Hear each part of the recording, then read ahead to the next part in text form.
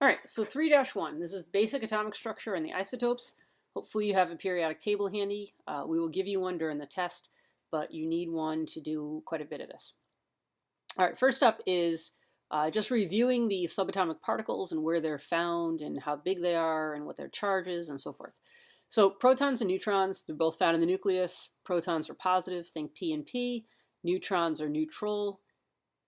They don't have a charge, they're just a bunch of duds. So if you think about the nucleus itself, it's got protons, which are positive, and it's got a bunch of neutral duds in there that just take up space. That makes the nucleus overall positive. The electrons are zipping around in the electron cloud. We spent a whole lot of time talking about the electrons and where in the electron cloud they're probably found most of the time, but they are negative and they are unbelievably tiny, and we don't even count their mass. So when we're talking about how big or how heavy I don't know, let's go with a carbon nucleus is. We'll go with carbon-12. Carbon-12, because it's carbon, is atomic number 6, has 6 protons and 6 neutrons. If you add the 6 and the 6 together, you get the 12, you get the mass. Notice that we didn't count any of those electrons. All we counted was the particles, or were the particles inside the nucleus. The protons have a mass of 1, the neutrons have a mass of 1, add them together, you get the grand total. So the mass of carbon, one atom, is 12 AMU. And that's the most common isotope of carbon that we find. All right, this is important. Which part of the atom makes up most of the atom's volume? The volume is the majority of the space, and that's the empty electron cloud. For the most part, it's empty space. Most of the atom, most of U, is empty. The mass, however, is all scrunched up in that little itty-bitty tiny nucleus. That's where the protons and neutrons are. So if you look at this picture here, we've got the unbelievably tiny nucleus.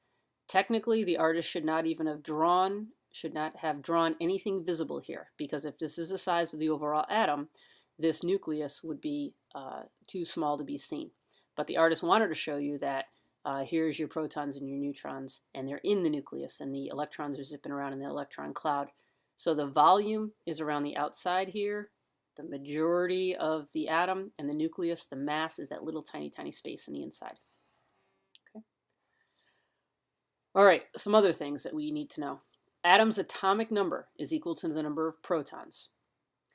The mass number is what we just looked at with the carbon-12. It's the protons and the neutrons in the nucleus of one particular atom. Now, the mass number and the average atomic mass are two different things. I know the word mass is in both, and probably in your head it just makes you think weight or how heavy it is, but it is not the same thing. The mass number and the average atomic mass are two different things. If we look on the periodic table, we see all of these big numbers here, 24, 25, 26, those are all the atomic numbers, the numbers on top. The numbers on the bottom, like let's look at carbon here. Carbon's 12.0, nitrogen's 14.0, those are the average atomic masses. That is not the mass number. Like I'm not going to have, let's look at potassium. I'm not going to have an atom of potassium that has a mass of 39.1. There's no atom there that when you add up the protons and neutrons, you come up with 39.1. That does not happen. They've got to be whole number counts. So the average atomic mass is different because it takes in to consideration the masses of all the isotopes and how abundant they each are. And we'll get into that in a minute. Let's focus on mass number for now, though. It says, how do you determine the number of neutrons in the nucleus? You take the protons. You take the protons and subtract them from the mass number. So if my mass number is 12 and I know it's carbon, I know I have 6 protons, then I know 12 minus 6 leaves me with 6 neutrons. If I had a different isotope, if it was carbon-14, I still have 6 protons because it's carbon. Subtract from the 14 and that leaves me with 8 neutrons. So mass number minus the atomic number. Different ways to express information. We have something called the nuclear symbol and the isotope name.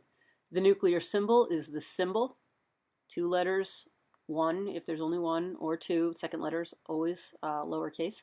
But the 2-letter symbol or 1, and the mass on top, the atomic number on the bottom. This is the bigger number. This is the smaller number. So if I was looking at carbon 14, I would write carbon, only one letter, 14 over 6. That's my atomic number. That's my protons. This is protons plus neutrons. And this is just protons. And from that, I can figure out how many neutrons there are by just subtracting. The charge is written on the right. So if carbon has a charge, you would write it over here. Carbon doesn't really make a charge, so we're not going to write anything. But if it did have an uneven number of protons and neutrons, that's where we put it. The other way to write information is the isotope name. And I've been using that a little bit here. I said carbon 12 versus carbon 14. So if I wrote carbon 6, if I wrote the atomic number there, that wouldn't tell me anything because they'd both be carbon 6. So that's useless. It's not the atomic number, it's the mass number. It's protons and neutrons. So carbon 12 is the mass, carbon 14 is the mass. And you can write either the name or the symbol. Some people like to write out carbon 14, or you just write C14. What's the difference between isotopes of the same element? They have different number of neutrons. The neutrons is different. Protons always stays the same. In both cases, carbon has 6 protons, but it's the number of neutrons. It could be 6 neutrons, or it could be 6 or 8 neutrons for carbon 12 and carbon 14. Explain the difference between an atom and an ion. Atom is neutral. So if you see something that says atom, you automatically know that protons equals the electrons. If you see an ion, if it says, what's the charge on the ion, or this is an ion, then that means protons are not equal to electrons. This never changed. This stayed the same, but the electrons changed. Atoms can lose or gain electrons to become ions, which you should now be a pro at. Now, we got to fill out this periodic table, or fill out the table at the top of this using a periodic table. Now again, I'm going to give you a periodic table on the exam, and you'll have one for every test in the future. But you should know what to do with it. First up, the protons equals the atomic number. So if you know these two things are the same. If you know there's 8 protons, you automatically know there's 8, or the atomic number is 8. So then you just look on your periodic table and say, well, what element is that? And in that case, it's oxygen. So you write oxygen here. Now, the mass number is protons plus neutrons. So there's 8 protons and 9 neutrons. So 8 plus 9 is 17. Now, when you write the nuclear symbol, it's the symbol and it's the mass on top, 17 over 8, the atomic number or number of protons on the bottom. There's no charge here because the electrons are equal to the protons. If there was a charge, I'd write it over there also. Isotope name, this is just oxygen-17. It would be silly to write oxygen 8 because oxygen's always 8. We're trying to give somebody information and tell them that the mass number is 17 for this particular one. In this case, charge is 0. Now magnesium. Magnesium is over here. So magnesium is atomic number 12. There's 12 protons, so atomic number is 12. There's 13 neutrons. 12 plus 13 is 25. If I rewrite it as a nuclear symbol, I'm going to put 25 on top. I'm going to put 12 on the bottom, mass number over atomic number, Mg, and then I write Mg-25. Now the charge. I look at protons and electrons. They are not the same. So this is not an atom, this is an ion. And then I ask myself, what is there more of? There's more protons, so that's positive charge. How many more? 2 more. 12 versus 10, there's 2 more protons, so it's plus 2. So over here I write plus 2 also. All right, next one. I know there's 23 electrons. I know it's 26 for iron and 56 for the mass number, so I got lots of information here. Mass number's on top. The atomic number is on the bottom. That's equal to the number of protons, so I put that there. I'm given the element, so I know it's iron. The neutrons, I know if I take the protons and subtract it from the protons and the neutrons, I can figure out neutrons. So 56 minus 26 is 30. And then over here, it's Fe-56. I want to tell somebody the mass number and the charge. I got 26 protons and only 23 electrons. That means it's an ion. There's more positives. 26 is more than 23. How many more? 3 more. So plus 3 charge. All right, let's take a look at this percent abundance example here. Chlorine 35, so that's one of our isotopes. Chlorine 35 has 35 particles inside the nucleus, and it's abundant 75.77% of the time. Now, chlorine 37 has a percent abundance of 24. So here's our two isotopes.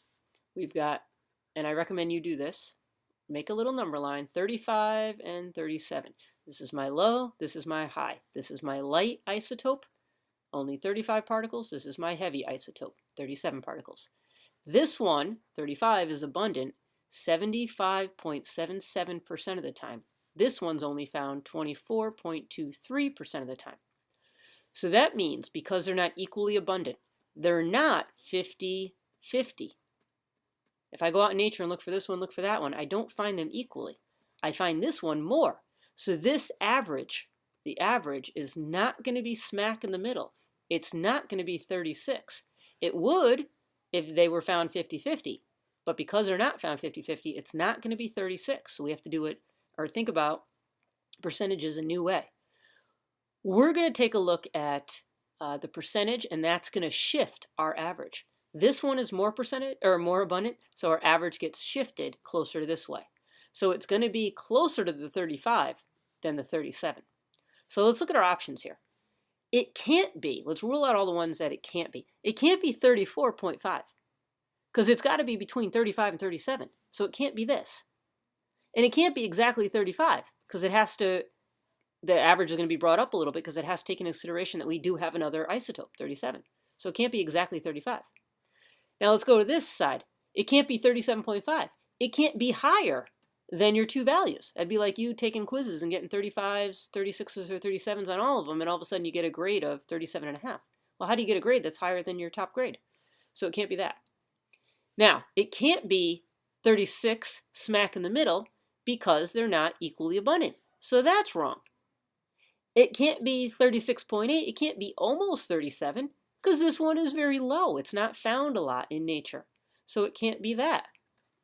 It has to be this one, 35.5. That one makes sense. Is it between 35 and 37? Yeah. And is it shifted a little bit closer? The middle's 36. But is it shifted closer to the one that's more abundant? Yeah. So it's over here at the 35.5 mark. So that's a reasonable average. So when you get a problem like this, and you will, make a little number line for yourself. Rule out all the ones that don't fall within that number line, and then figure out what the middle is. And unless your percent abundances are 50-50, it's not the middle, but it should be shifted closer to the one that's more abundant in nature.